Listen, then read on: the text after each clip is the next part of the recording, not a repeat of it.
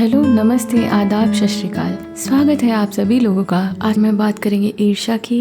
ईर्ष्या से कैसे बच सकते हैं, ईर्ष्या का कितना बड़ा नुकसान होता है हमारे मन पे और हमारे शरीर पे।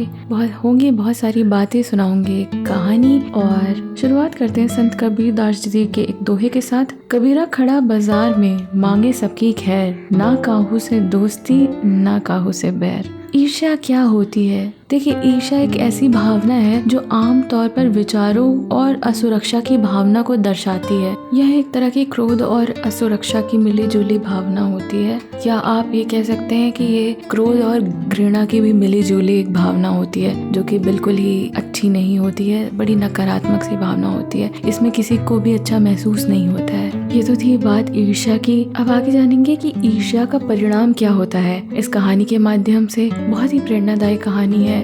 इसी के लिए एक शेर सुनाती हूँ। मनुष्य अपने अभाव से इतना दुखी नहीं है कि मनुष्य अपने अभाव से इतना दुखी नहीं है जितना दूसरों के प्रभाव से दुखी है। बिल्कुल सही बात है ना। जितना अभाव दुखी नहीं करते उतना दूसरे के प्रभाव दुखी कर देते हैं। पर ये दुखी प्रभाव हमारे जीवन पे किस तरह असर डालते हैं, चलिए सुनते हैं इस कहानी के माध्यम से। एक बार एक महात्मा ने अपने शिष्यों से अनुरोध किया कि कल से प्रवचन में आते समय वो अपने साथ एक थैली में बड़ा आलू लेकर आए। उन आलुओं पर उस व्यक्ति का नाम लिखा होना चाहिए जिससे वो ईर्ष्या करते हैं। जो व्यक्ति जितनी व्यक्तियों से घृणा करता हो वह उतने आलू लेकर आएगा। अगले दिन सभी लोग आलू लेकर आए। किसी के पास 4 आलू थे, किसी के पास 6 या 8। प्रत्येक आलू पर उस व्यक्ति का नाम लिखा था जिससे वो बहुत नफरत करते थे।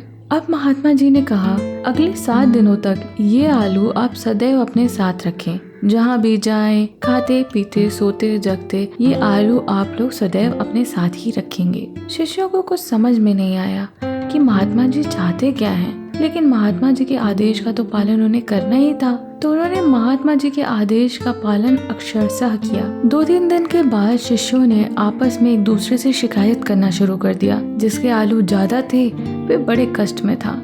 जैसे तैसे उन्होंने 7 दिन बिताए और शिष्यों ने महात्मा जी से बात करने की ठानी। सारे शिष्य अब महात्मा जी के पास पहुँचे और महात्मा जी ने कहा, अब आप अपने अपने आलूओं की थैलियाँ निकाल कर रख दें। शिष्यों ने थोड़ा चैन की सांस ली। महात्मा जी ने पूछा, बीते हुए 7 दिन में आप सबको कैसा महसूस हुआ? शिष्यों ने महात्मा जी को अपनी अपनी आप बीती बताई कि उनको कितना कष्टों में ये 7 दिन बीता। शिष्यों ने बताया आलूओं की बदबू से होने वाली परेशानी के बारे में। सभी ने कहा कि महाराज अब बहुत हल्का महसूस हो रहा है। महात्मा जी ने कहा, यह अनुभव मैंने आपको एक दिशा देने के लिए दिया था। जब मात्र 7 दिनों में ही आपको ये आलू बोझ लगने लगे तो सोचिए आप उन व्यक्तियों से जिनसे आप ईर्ष्या या नफरत करते हैं, उनका कितना बोझ आपके मन पे होता होगा और वह बोझ आप लोग तमाम जिंदगी ढोते ही रहते हैं। सोचिए कि आपका मन और दिमाग की ईर्ष्या के बोझ से क्या हालत होती होगी। महात्मा जी ने कहा, यह ईर्ष्या तुम्हारे मन पे अनावश्यक बोझ डालती है। उसके कारण तुम्हारे मन में भी बदबू भर जाती है, ठीक उन आलुओं की तरह। इसलिए अपने मन से इन भावनाओं को जितनी जल्दी हो सके निकाल दो। इस कहानी से हमें क्या शिक्षा मिलती है? कहानी से ये शिक्षा मिलती है कि यदि आप किसी से प्यार नहीं कर सकते तो कम से कम उससे नफरत और ईर्ष्या भी मत कीजिए। तभी आपका मन स्वच्छ, निर्मल और हल्का बना रहेगा। वरना जीवन भर इसको ढोते ढोते आपका मन और आपकी मानसिकता दोनों ही बीमार हो जाएंगे, और हम ये बिल्कुल नहीं चाहते, है ना। देखिए, किसी से ईर्ष्या करके मनुष्य उसका तो कुछ बिगाड़ नहीं सकता, पर अपनी निद्रा और अपना सुख संतोष अवश्य ही खो देता है। तो अगली बार जब आपके मन में ईर्ष्या आए तो इस कहानी को जरूर याद करिएगा, उसको भूल जाइए और अपने आप को कहिए, ना किसी से ईर्ष्या, ना किसी से होड़, मेरी अपनी मंजिल, मेरी अपनी दौड़।